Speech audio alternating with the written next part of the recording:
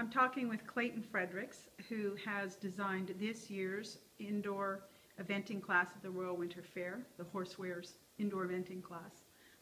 Clayton, what's your inspiration for this year's course? Well, it's a pretty exciting thing for me to be actually doing this, and I suppose in some ways, if the riders are going to be nervous about going in and riding over my course, it's probably pales into significance the amount of nervousness I'm going to have by producing my first sort of indoor eventing course.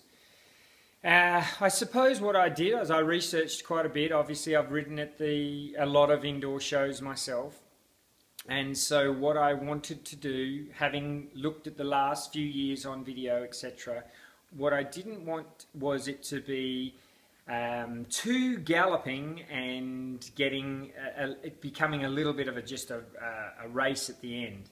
So we've introduced a couple of lines. I hope it's still going to flow quite well, but we've introduced some probably more advanced lines than they've had before in an effort to slow the riders down a little bit, make them focus on being very accurate, and also the thing about coming inside as opposed to being outside on the cross country is that you have such a smaller window for getting those horses to look at where they're going and understand the question.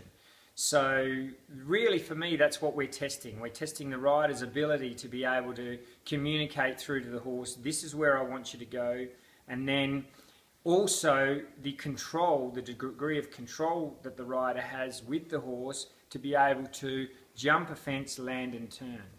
Do you think that a smaller strided and quick horse like Forest Nymph will have an advantage over the longer strided horses, or vice versa?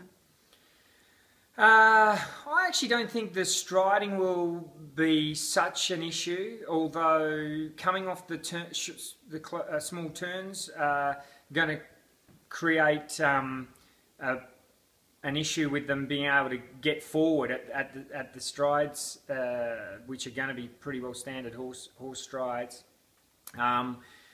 So I don't think the difference in a shorter stride or a longer stride is going to make much difference, apart from the fact that if it affects the rideability of the horse, if it affects the control ability and the ability to spin around a corner, you know, that's always an advantage. So, any guesses on a winner?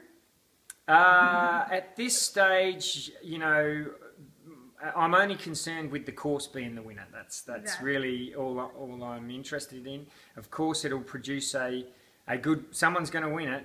But what I'd like to do is produce something that looks very, very exciting to the crowd, looks appealing, but maybe causes a few more headaches for the riders. Yeah.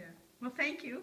No problem. We'll follow up with you towards the end of the second evening. Well, yeah, we'll look forward to it. All right. Thanks, Clayton.